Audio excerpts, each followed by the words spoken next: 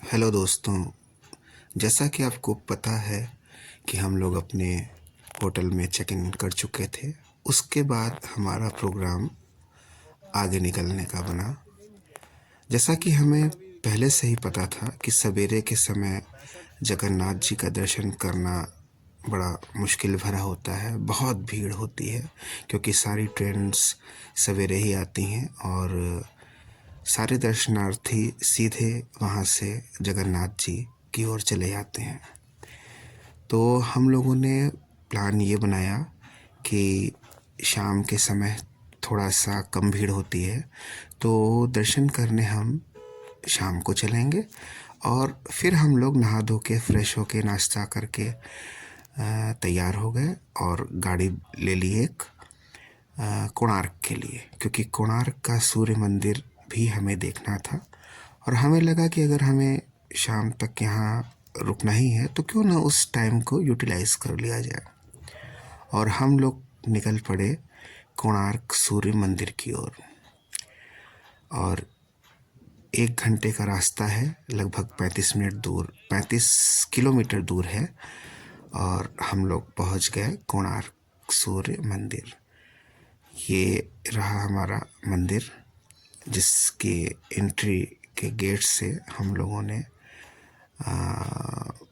ये फ़ोटो ली है और धीरे धीरे धीरे कोणार्क की ओर बढ़ते हुए।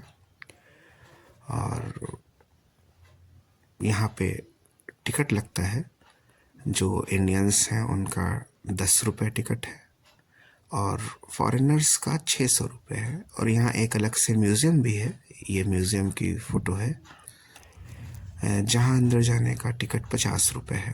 अगर आप चाहें तो इसे भी देख सकते हैं।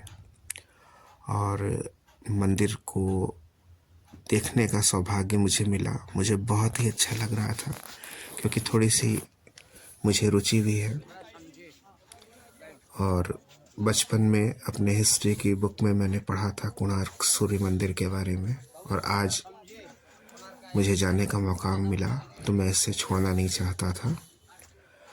इस मंदिर की बहुत खासियत है जो कि आप इस मंदिर के बारे में पढ़ेंगे तो आप निश्चित रूप से एक बार यहाँ आना चाहेंगे। और ये मंदिर हमारा विश्व धरोहर भी है, जिसे यूनेस्को ने सन 1984 में विश्व धरोहर में शामिल किया था। और जब तक आप कोणार्क सूर्य मंदिर को सिर्फ एक मंदिर के रूप में जानते हैं तो आपको कुछ अलग सा नहीं लगेगा, लेकिन जब आप इसका इतिहास पढ़ना शुरू करेंगे तो आपके रोंगटे खड़े हो जाएंगे। और इस मंदिर को आपको देखने आना ही होगा अगर आप ज़रा सा भी रुचि रखते हैं। और इतना रहस्य और रोमांच भरा ये मंदिर है कि मैं तो बस देखता ही रह गया। और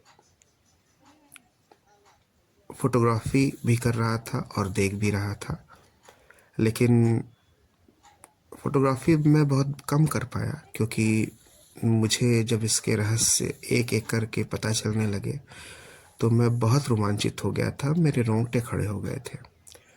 और आप जब यहाँ आएंगे तो आपको भी इस रहस्य के बारे में पता चलेगा। आप खुद पहले भी पढ़ सकते हैं, गूगल करके आप देख सकते हैं इस मंदिर के बारे में, क्योंकि ये बहुत ही दिव्य मंदिर है, बहुत ही भव्य मंदिर है।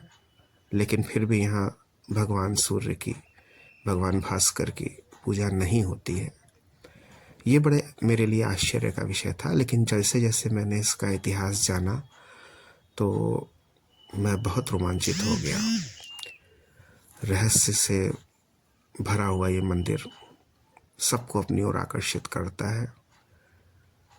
सूर्यदेव के रथ के समान ये मंदिर बना हुआ है, जिसमें 12 पहिए लगे हुए हैं, 12 जोड़े पर पहिए लगे हुए हैं और 7 घोड़ों द्वारा खींचा जा रहा है ये रथ। बाकी अगल बगल भी बहुत सारे मंदिर हैं जो खंडहर हो चुके हैं। एक यही मंदिर है जिसको एक ढांचे के रूप में बचाया जा सका है। और मंदिर में अंदर आप नहीं जा सकते क्योंकि इस मंदिर को संरक्षित कर दिया गया है। अंग्रेज़ों के ज़माने से ही संरक्षित ये मंदिर है। आप एक बार यहाँ ज़रूर आएँ। ये मंदिर के बाहर का मार्केट, जहाँ पे आपको चीज़ें मिल जाएंगी जो आप ले जाना चाहते हैं यहाँ से। बस यहाँ एक चीज़ की बात का हमेशा ध्यान रखें, जो आपको हर पर्यटक स्थल पर ध्यान रखने योग्य है, कि जो भी चीज़ लें उसका दाम पहले ज़रूर पूछ लें, चाहे वो खाने पीने की हो या किसी भी चीज़ की हो, मोल भाव कर लें। और अगर आपने ये सोचकर कोई भी चीज़ ले ली कि अरे ये 10 रुपये की मिलती है, 20 की होगी, 25 की होगी, तो ऐसा नहीं है।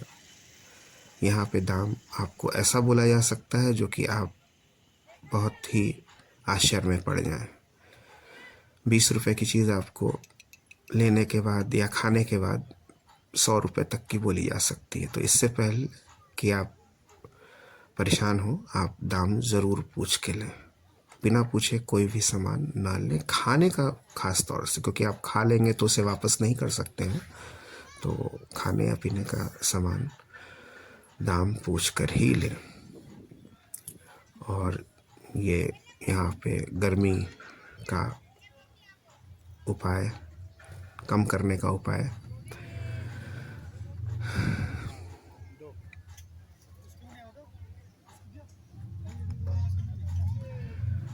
सुबह शाम की यहाँ बहुत ठंड है, लेकिन दिन में बहुत अच्छी गर्मी पड़ती है। तो इसका ध्यान रख के आए। सुबह और शाम की बहुत ज़्यादा ठंड है और दिन में उतनी ही गर्म यहाँ पड़ता है।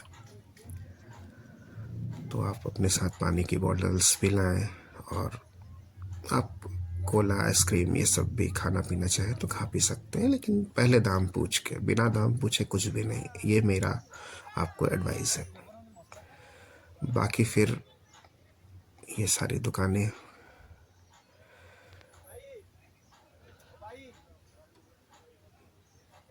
कोला पी के यहाँ से हम लोग वापस निकल चुके थे, और हम लोग का प्लान नहीं था कि यहाँ से हम लोग सीधे अपने धाम जगन्नाथ जी उतरेंगे। शाम को 3:30 बज जाएंगे तब तक। और शाम के दर्शन सुना है बहुत जल्दी हो जाते हैं, भीड़ कम रहती है थोड़ी सी। और जगन्नाथ मंदिर आज ही दर्शन हो जाएंगे, ये हमारे लिए सबसे अच्छी बात रहेगी। और बीच में रास्ते में बहुत सारे सी बीचेस भी पड़ते हैं, जिनको देखते हुए हम लोग का रास्ता कट रहा था। कोणार्क घूमने के लिए आप 6 घंटे 5 घंटे रख लीजिए। 1 घंटा जाना, 1 घंटा आना, और 3-4 घंटे वहाँ रहना। अगर आपको मंदिर में ज़्यादा इंटरेस्ट आ जाए तो आप 5-6-7 घंटे भी वहाँ व्यतीत कर सकते हैं। खाने पीने की कोई भी चीज़ अंदर नहीं मिलती है, ये आप हमेशा ध्यान रखें। और रास्ते में ये पड़ा ये छोटा सा मंदिर, अच्छा मंदिर, बहुत ही शांत मंदिर, देखने में बहुत अच्छा लगा। और जहाँ महादेव हो वहाँ हम न रुकें, ऐसा हो ही नहीं सकता। तो यहाँ भी महादेव के दर्शन हमने किए। और बहुत पुराना मंदिर था ये बना हुआ, लेकिन अच्छा था, बहुत शांत। यहाँ पे हम लोग 15-20 मिनट बैठे भी, और महादेव और बहुत सारे देवी देवताओं का मंदिर था। लेकिन कुछ जगहों पे फ़ोटो लेना मना था, तो फ़ोटो हमने ली नहीं। महादेव तो सबके लिए सब जगह होते हैं, इसलिए यहाँ कोई रोक टोक नहीं हुई। और ये हम लोग आ गए जगन्नाथपुरी। अपना 4 पहिया छोड़ दिया हमने, क्योंकि काफ़ी पहले ही चौराहे पर नो एंट्री हो जाती है। और यहाँ से धाम दिख रहा है ये सामने। यहाँ से धाम तक जाने के लिए रिक्शे वाले 40-50 रुपये मांग रहे थे, लेकिन हमें वो वर्थ नहीं लगा। हमें लगा सामने दिख रहा है, बस पैदल चलते रहते हैं, आ ही जाएगा। वैसे बहुत ज़्यादा दूरी नहीं है, अगर आप पैदल चलते रहें तो 10 मिनट में आप धाम तक पहुंच जाएंगे। और चूँकि यहाँ हम पहली बार गए थे, इसलिए कुछ भी पता नहीं था, सारी चीज़ें खुद ही पता करनी थी दिमाग से। लैंग्वेज प्रॉब्लम भी यहाँ पे थोड़ी बहुत रहती है, थोड़ी बहुत क्या बहुत रहती है। तो थोड़ा सा दिमाग से ही चलना चाहिए। और धाम के अगल बगल बेल्ट, जूता, पर्स, ये सब और चप्पल, ये सब रखने के स्टैंड बने होते हैं जो कि पैसे आपसे लेते हैं। तो वो अपना पैसा जोड़ के आपको बता देंगे, आप सारी चीज़ पॉलीथीन में करके दे दीजिए, वो रख लेंगे। और अंदर, धाम के अंदर भी ये मालूम चला कि धाम के अंदर भी फ्री ऑफ कॉस्ट ऐसी सुविधा है, लेकिन हमें चूँकि नहीं पता था, हम पहली बार गए थे, इसलिए हम लोगों ने मंदिर के बाहर ही सारी चीज़ें जमा करा दी। और मंदिर का हम फिर कोई भी फ़ोटो अंदर से नहीं ले पाए, मंदिर परिसर से ले नहीं पाए, जबकि मंदिर परिसर से आप फ़ोटो ले सकते हैं। और ये वहीं तक की फ़ोटो है जहाँ तक हम पहुँच पाए, और हमें लगा कि अब मंदिर आ गया है, हमें अपना जूता, चप्पल, सारी चीज़ें जमा कर देनी चाहिए। और फिर रात में, शाम को दर्शन करने के बाद जब हम निकले, तो हम इस हालत में नहीं थे कि हम ज़रा सा भी रुक के फ़ोटोग्राफी कर पाएँ। बहुत थक चुके थे, बहुत ज़्यादा।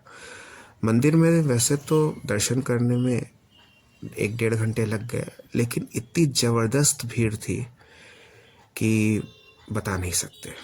हालांकि हमें तो लगा था कि 3-4 घंटे लग जाएंगे, लेकिन फिर भी 1 घंटे में हम लोग दर्शन करके फारिग हो गए। और बाकी जय जगन्नाथ।